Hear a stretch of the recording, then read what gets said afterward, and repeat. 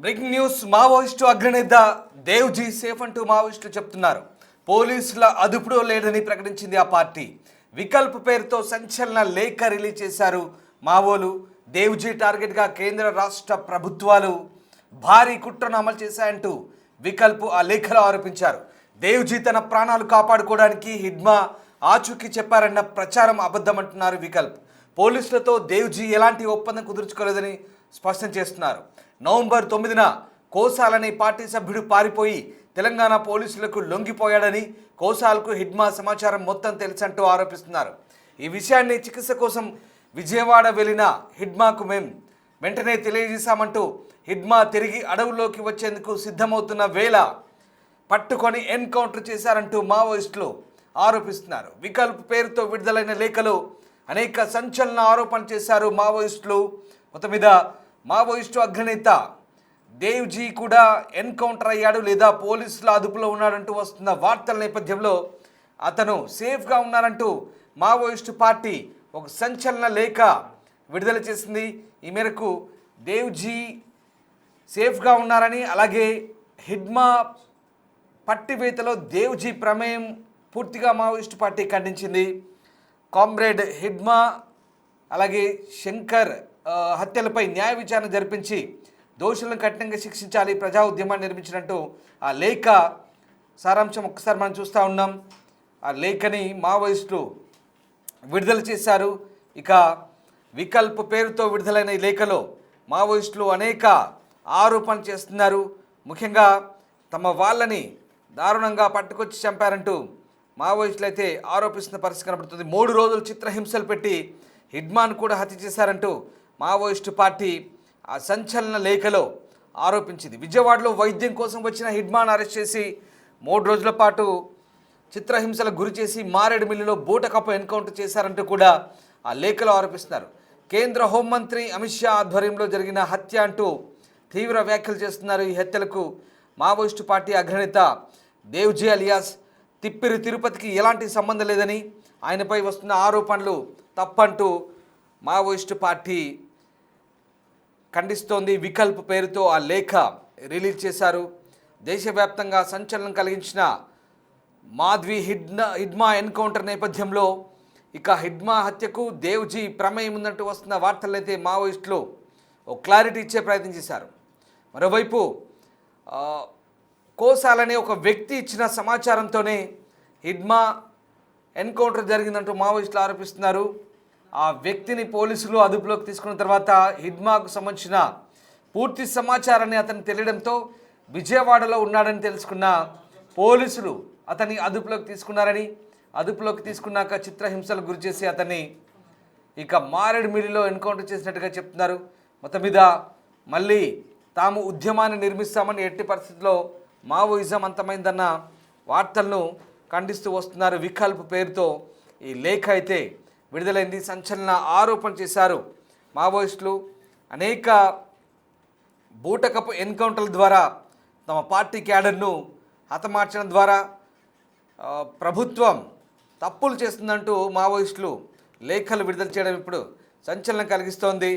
ఇక వైద్యం కోసం వచ్చిన హిడ్మాని పట్టుకొని చంపారు, ఇది ముమ్మాటికి హత్య అంటూ కేంద్ర ప్రభుత్వం చేపట్టిన ఆపరేషన్ కగారు సంబంధించి జరుగుతున్న ఎన్కౌంటర్లన్నీ కూడా బూటకం అంటూ మావోయిస్టులు కొట్టిపారేస్తున్నారు. అయితే ప్రస్తుతం దేవ్జీ సేఫ్గా ఉన్నాడంటూ మావోయిస్టులు చెప్తున్న వార్తల నేపథ్యంలో పోలీస్ శాఖ మళ్ళీ అప్రమత్తమవుతుంది. వికల్ప్ పేరుతో విడుదలైన ఈ లేఖ ఎక్కడి నుంచి వచ్చింది, ఎప్పుడు రిలీజ్ చేశారనేది పోలీసులు ఆరా తీస్తున్నారు.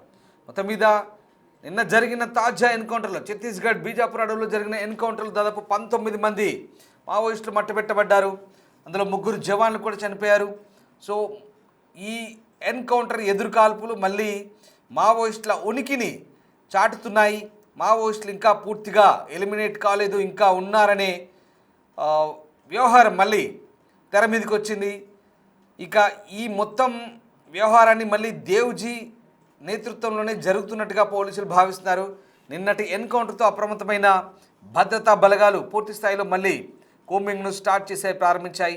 మార్చి 31 డెడ్ లైన్ను ఎప్పటికప్పుడు కేంద్ర హోంశాఖ అప్రమత్తం చేస్తుంది, అలర్ట్ చేస్తున్న నేపథ్యంలో ఎప్పటికప్పుడు సిఆర్పిఎఫ్, కోబ్రా, డిఆర్జీ అలాగే బస్తర్ ఫైటర్స్ ఇలా పోలీసులు స్థానిక పోలీసులు అంతా కలిసి జాయింట్ ఆపరేషన్ నిర్వహిస్తున్న పరిస్థితి కనబడుతుంది.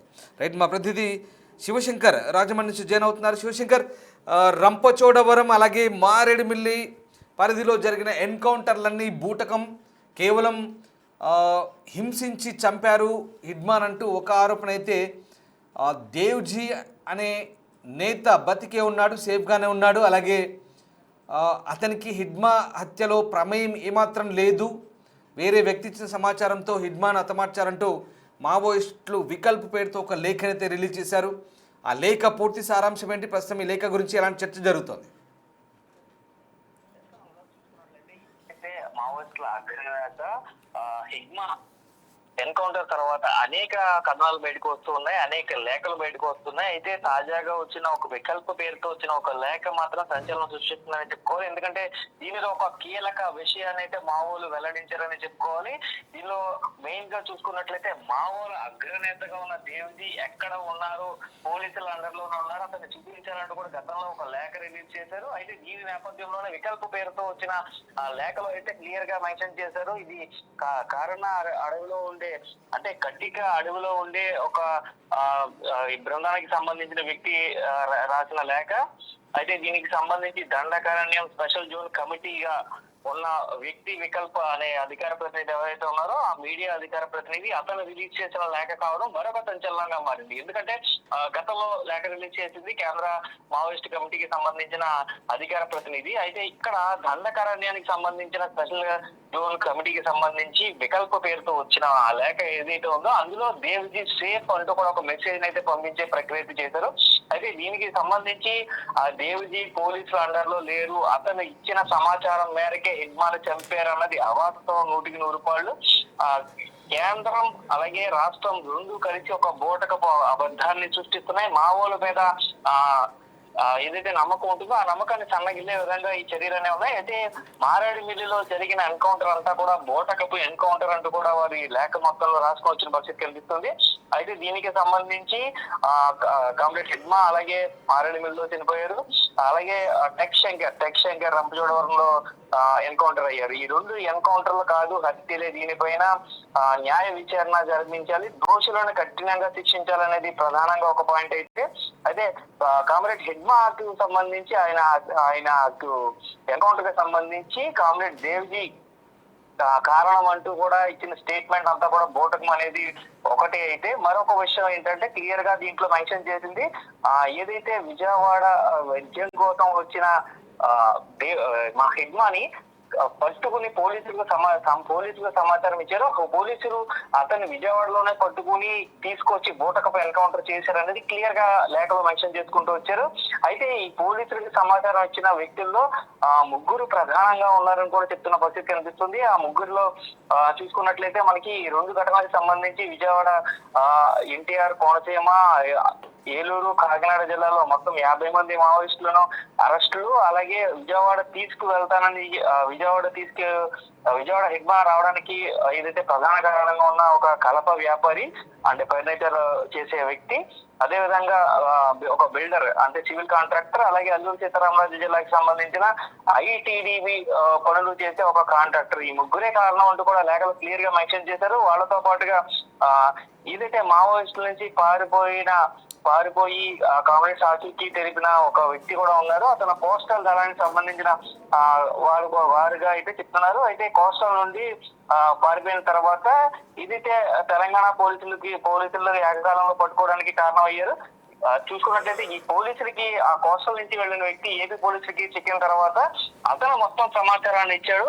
ఆ మొత్తం సమాచారాన్ని తీసుకుని హిడ్మాని అదుపులోకి తీసుకున్న పోలీసులు వీరందరినీ కూడా మారేడుమిల్లి అడవుల్లోకి తీసుకొచ్చి ఏదైతే దండకారణ్యం నుంచి కూడా బయటకు తీసుకొచ్చి టైగర్ జోన్ దగ్గర ఒకసారి రంపచోడవరంలో ఒకసారి మారేడుమిల్లిలో 2 ఎన్కౌంటర్ గా చేసే 13 మందిని హత్య చేశారు అంటూ కూడా క్లియర్ గా దాంట్లో మెన్షన్ చేశారు. అదేవిధంగా 50 మందిని అక్రమంగా అరెస్ట్ చేశారు అంటూ కూడా క్లియర్ గా వాళ్ళు మెన్షన్ చేసుకున్న పరిస్థితి కనిపిస్తుంది. అయితే ఈ నేపథ్యంలో చూస్తున్నట్లయితే ఇక్కడ మావోలు ఉనికిని ఎక్కడా కోల్పోలేదు, మా అగ్రనేత దేవ్జీ సేఫ్ అంటూ కూడా ఈ లేఖ సారాంశంగా కనిపిస్తుంది. అయితే ఒక అగ్రనేత హిడ్మాని చంపించాడు అంటూ కూడా మా కర్మ మావోలందరిలో కూడా మిగిలిన మావోయిస్టులు అందరిలో కూడా ఒక కన్ఫ్యూజన్ సృష్టించడం కోసమే కేంద్రం రాష్ట్రం ఒక గేమ్ ప్లాన్ చేసుకునే ఈ విధంగా ఒక పబ్లిసిటీని ఫేక్ ప్రాపగండా అంటే చేస్తున్నారంటూ కూడా ఈ లేఖలో మెన్షన్ చేసుకుంటూ వచ్చారు. అదేవిధంగా చూసుకున్నట్లయితే మనకి ఇటు పక్కన హిడ్మాకి సంబంధించి హిడ్మా ఎన్కౌంటర్ తర్వాత అనేక మంది దీని మీద న్యాయపోరాటం చేయాలని అనేక లేఖలు విడుదల చేశారు. సుప్రీంకోర్టు న్యాయమూర్తితో అయితే ఖచ్చితమైన విచారణ జరగాలంటూ కూడా ఇప్పటికే చెప్తున్న పరిస్థితులు కనిపిస్తున్నాయి. ఈ నేపథ్యంలోనే ఆ దేవ్జీ పోలీసుల అండర్ లో లేరు అని కూడా క్లారిటీ ఇచ్చే పరిస్థితి అయితే ఈ లేఖ ద్వారా కనిపిస్తుంటుంది. Right, yes, thank you Shivashankar. So Maoist అగ్రనేత దేవ్జీ అలియాస్ తిప్పిరి తిరుపతి సేఫ్గా ఉన్నారంటూ మావోయిస్టులు చేసిన ప్రకటన పోలీసులకు సవాల్ విసురుతోంది. నిన్న బస్తర్లో జరిగిన ఎన్కౌంటర్ దేవ్జీ నేతృత్వంలోనే జరిగిందా? మావోయిస్టులు ఉనికిని కోల్పోలేదా?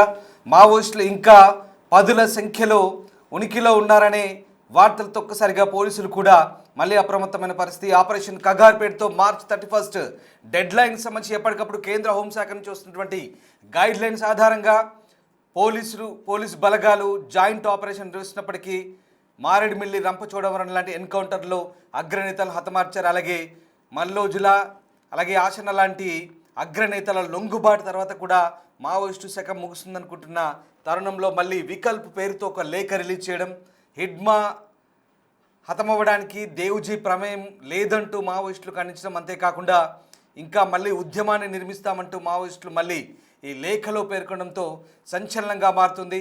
మరి దీనిపై భద్రతా బలగాలు ఏ రకంగా స్పందిస్తాయి, ఏ రకమైనటువంటి కూమింగ్ని తీవ్రతరం చేస్తాయి, ఏ రకంగా మళ్ళీ ఛత్తీస్గఢ్తో పాటు ఆంధ్ర, ఒరిస్సా బార్డర్, తెలంగాణ, ఏపీ లాంటి ప్రాంతాల్లో, ఏజెన్సీ ప్రాంతాల్లో ఏ రకంగా మళ్ళీ కూమింగ్ ముమ్మరం చేస్తాయని మాత్రం ఆసక్తికరంగా మారుతోంది.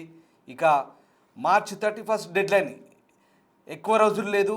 ఆ లోపే మావోయిస్టులందరినీ కూడా ఎలిమినేట్ చేసి మావోయిస్టు రహిత భారతాన్ని నిర్మిస్తామంటూ కేంద్ర హోంశాఖ చేస్తున్న ప్రకటనతో మళ్ళీ మావోయిస్టులు చేస్తున్న రెచ్చగొట్టే ప్రకటనలతో పోలీసులు మరోసారి అప్రమత్తమవుతున్నారు.